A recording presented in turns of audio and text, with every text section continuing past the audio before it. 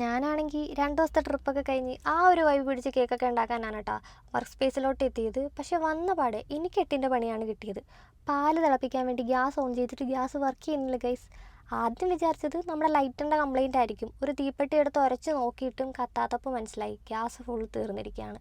ഒന്നും നോക്കിയില്ല, അപ്പം തന്നെ അമ്മേനെ വിളിച്ച് വീട്ടിലെ ഗ്യാസ് ചോദിച്ചു. ഒന്ന് ചിന്തിക്കാതെ കൂടെ എൻ്റെ അമ്മ പറഞ്ഞു ഗൈസ് തരത്തില്ല. അമ്മയുടെ ഉള്ള ദേഷ്യത്തിന് ഇന്നത്തേക്കും നാളത്തേക്കും മറ്റന്നാളത്തേക്കുള്ള കേക്ക് ഞാൻ ഒറ്റയടിക്ക് ബേക്ക് ചെയ്ത് സെറ്റാക്കി ഗൈസ്. പിന്നെ ഇന്ന് നമുക്ക് കൊടുക്കാനുള്ള കേക്കൊന്ന് ക്രം കോട്ട് ചെയ്ത് വെക്കുന്നുണ്ട്.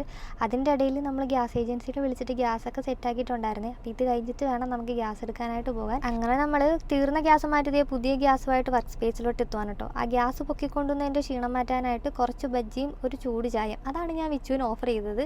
ചായ തിളച്ച് കഴിഞ്ഞപ്പോൾ ചേട്ടൻ്റെ വൈഫും കൂടെ വന്നിട്ടുണ്ടായിരുന്നു. അങ്ങനെ ഞങ്ങൾ 4 പേരും കൂടെ ചായയൊക്കെ കുടിച്ചിരിക്കുമ്പോൾ കസ്റ്റമർ ഇതേ മെസ്സേജ് അയച്ചു അവർ ഓൺ ദ വേ ആണെന്നുള്ളത്. പിന്നെ ഒന്നും നോക്കിയില്ല, പെട്ടെന്ന് തന്നെ ആ കേക്ക് ഒന്ന് ഡെക്കറേറ്റ് ചെയ്ത് സെറ്റാക്കി കൊടുത്തു ഗൈസ്.